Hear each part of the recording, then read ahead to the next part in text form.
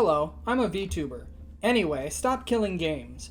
That is the name and goal of an initiative targeting the unfair practice of shutting down a game that consumers have already purchased and invested time into.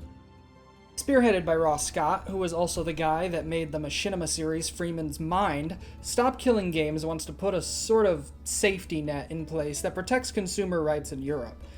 It does this by asking game developers to come up with a plan before the game has been released, which details what they'll do if the game is made no longer available to play through official means, such as what happened with Ubisoft's game The Crew, as well as other games I'll name later from personal experience. Oh, but I'm American, so why should I care? This doesn't affect me at all, and I can't even sign the initiative anyway. Well, yeah, you can't genuinely sign the initiative, but if you talk about it and spread the word around, people who can sign the initiative will. As an American consumer, you should care about this because if the movement succeeds, then even consumers in America are highly likely to feel the results of it. Because even if a game doesn't legally need to release a consumer-operated client of the game in America, the consumer can just grab the European client, hopefully. There's no telling the future, so I might get into theory crafting about that more later, while I talk about a few worries I have with the movement. Wow, I am really far away. How did that happen? I did not start this far away when I was not this far away when I started, I swear. But before I get into that, I don't want to mince words or misrepresent my feelings. If you're in Europe and you want to be able to play the games you own long after the providers stop supporting them, sign the initiative. As a consumer, I personally see very little bad coming from this. I do have concerns, but I'll get into those much later. Don't let my worries change your opinion. If you think this idea sounds good, go sign it now if you haven't already. So now let me talk about my experience with Dead Games. This is my game disc for City of Heroes. I used this disc over a decade ago to install and play this game. This game was bought with my mom's money, and if I installed it today from this disc, I wouldn't be able to play it. This game was developed by Cryptic Studios and released to the public in 2004, just 7 months before the cultural phenomenon World of Warcraft did. It was one of my first MMOs, though I didn't play it until after its first expansion pack, City of Villains, had released. Without boring you with the details, this game was shut down in 2012 by its publisher NCSoft. But before you spit on NCSoft for doing this, there's a surprisingly happy ending to it. There is a server up and running right now called Homecoming. It's a fan-operated server with regular content updates and full support. Normally this kind of thing is shady, and publishers of the original game are fully within their legal rights to shut one of these servers down, such as what Blizzard did to the private WoW server Nostalrius. But NCSoft, after nearly a decade of keeping the game hostage, actually gave the Homecoming team an official, fully legally recognized license to host these servers. That's right, a genuine underdog story. City of Heroes as a game means a lot to me, and maybe I don't play it as much as I'd like to, but I can go back to it anytime I want now. And I think as someone who had been playing the game on a subscription-based model for several years over a decade ago, I should continue to have that right for my entire life. And I think you would too. Hell, if it weren't for City of Heroes Homecoming, this VTuber avatar wouldn't exist. This is QD. I made her first and foremost in City of Heroes. This game means so much to me that I actually adopted my character in-game as a persona in other places on the internet to represent myself. City of Heroes is far from the only game I've had ripped from my hands, however.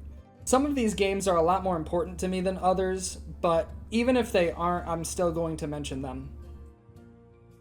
World, Club Penguin, Evolve, the original PC release of Hawken, MapleStory 2, Matrix Online, Multiverses, Nosgoth, the original Phantasy Star Online 2, before New Genesis came out, Robocraft, Guns the Duel, or Gunz, I don't really know how you're supposed to pronounce it, the original release of Secret World, Star Wars Galaxies, WildStar, and many more that I'm sure elude me. But another one in particular that I want to single out was Terra Rising, because unlike City of Heroes, there is now no official way to play the game on PC. Thanks a lot, Josh Strife Hayes. There's one on console, but not PC. There are a lot of scattered private servers running right now. The most popular one I'd heard of was called Menma's Terra, but it was shut down recently by the rights holders. In defense of the rights holders, I think Menma's Terra was profiting off of the servers they were hosting as well, which is usually the straw that breaks the camel's back for these rogue MMO servers.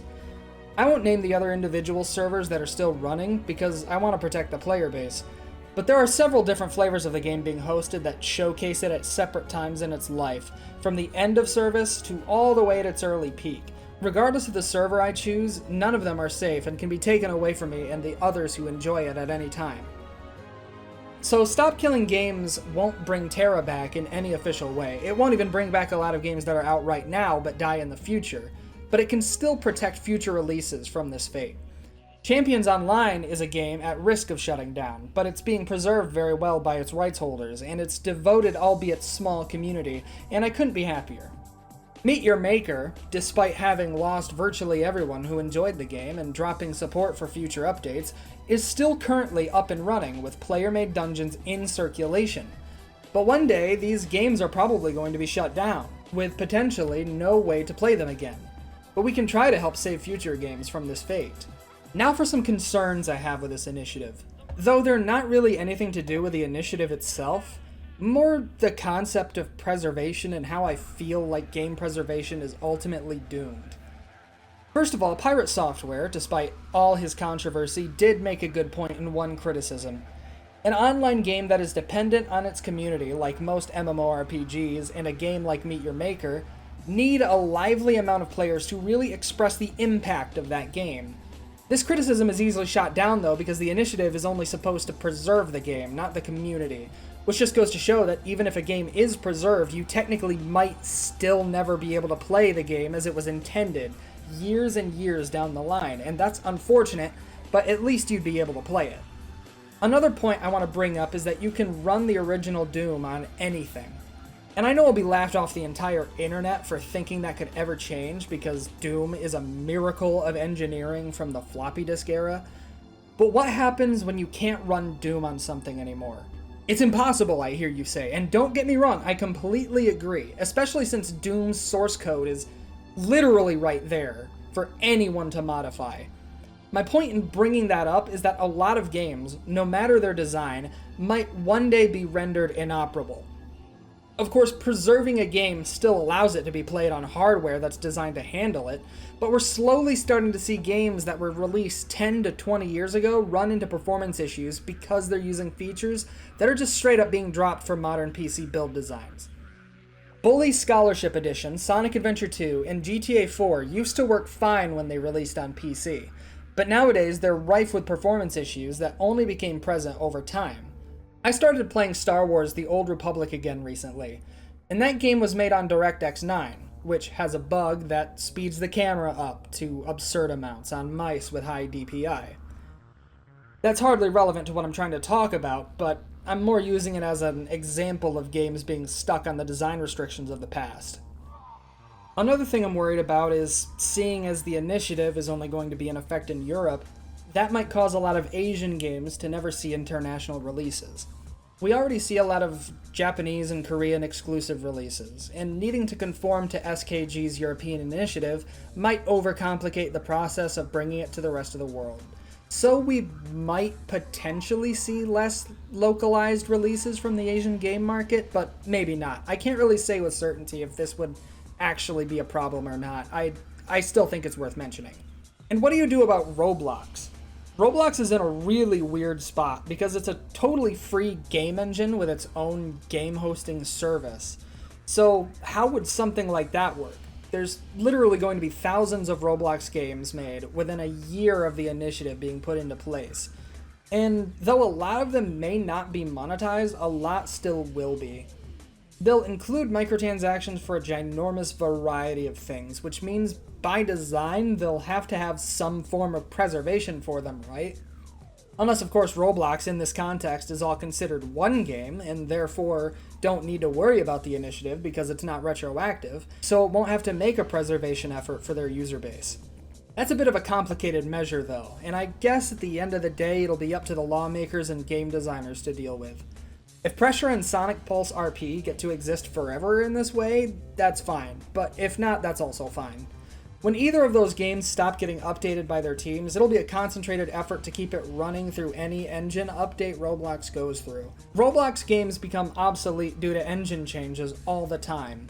So really, the only way to preserve these games is for Roblox to make snapshots of the engine that any released game taps into whenever played, but why am I talking about Roblox so much?